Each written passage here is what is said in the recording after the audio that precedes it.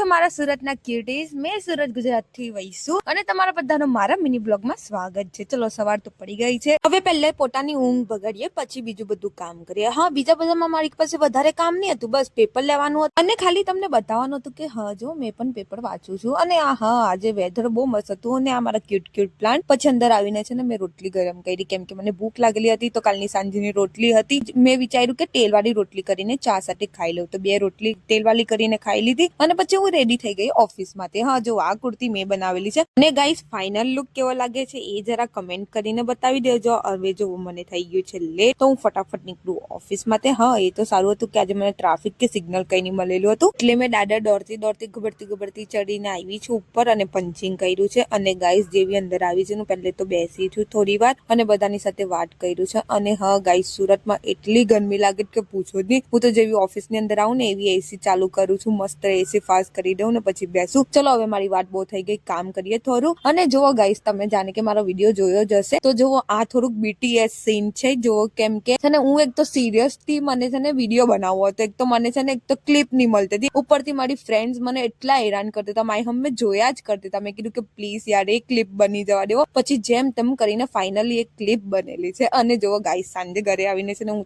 થોડીક વધારે એક્સાઇટેડ હતી કેમ કે મારે જવાનું હતું બહાર, પણ મેં બહાર તો ગઈ નહીં હતી. અને ઉપરથી આ વેધર એટલું ક્યુટ હતું કે મારી મમ્મીએ મારું બહાર જવાનું ચોપટ કરી દીધું. મને કે ચા પી લે ને તારે ઘરમાં કામ કરવાનું છે એ કામ કર, બહાર નથી જવું. તો ચૂપચાપ મારે મારું કામ કરવું પડ્યું. તો સાથે સાથે જો મેં ગોલુને પણ કામમાં લગાવી દીધેલો છે. અને જો હા જો ગાઈસ, મારી પાસે કામ બહુ છે ને એટલે એલું આ જ કામ છે કેમ કે કટિંગ કરવાનું છે. એક અર્જનનો ઓર્ડર મેં લીધેલો છે તો એ કટિંગ કરવાનું છે. તો સૌથી પહેલે તો હું ભાભીના ઘરે કટિંગ કરવા આવી અને અહીંયા પણ મને સમથિંગ 1 કલાક તો થઈ જ ગયો છે કટિંગ કરતા, કેમ કે છે ને પ્લાઝો કટિંગ કરવાનો હતો. એટલે ગાઈસ, હું આ પહેલી વાર બહારનો કોઈનો ઓર્ડર લીધેલો છે ને ઉપરનું જે છે ને એ કુર્તો છે ને વર્ક વાળો છે. તો મને બીક લાગે છે કે મારાથી થશે તો ખરી નહીં. એમ તો મને વિશ્વાસ છે મારી પર કે થઈ તો જશે, પણ આ કટિંગ કરવાનું એટલું મુશ્કેલ હતું ને કે મેં થોડી હડબડાઈ ગઈ હતી, પણ છે ને સાચવીને થઈ જ ગયું હતું. પછી મેં વિચાર્યું કે પ્લાઝો આજે મેં કમ્પ્લીટ કરી જ દેવા, તો ઇલાસ્ટિક લેવા ગઈ હતી. અને જો પછી ઘરે આવીને મેં નોન સ્ટોપ સ્ટિચિંગ કરી છે. અને ગાઈસ 1 કલાકની અંદર મેં પ્લાઝો કમ્પ્લીટ કર્યો છે યાર. જો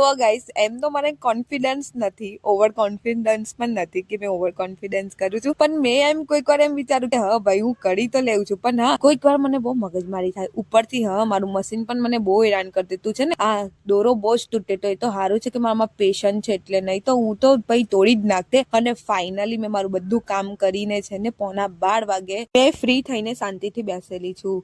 તો ચલો હવે મેં મારી પેપ્સી ખાઉં છું. Bye bye, good night. હું તમને મળા કાલે નવા વ્લોગમાં. આવી રીતે ડેલીના વ્લોગ જોવા માટે મને ફોલો કરી દો. Bye bye ક્યુટીઝ.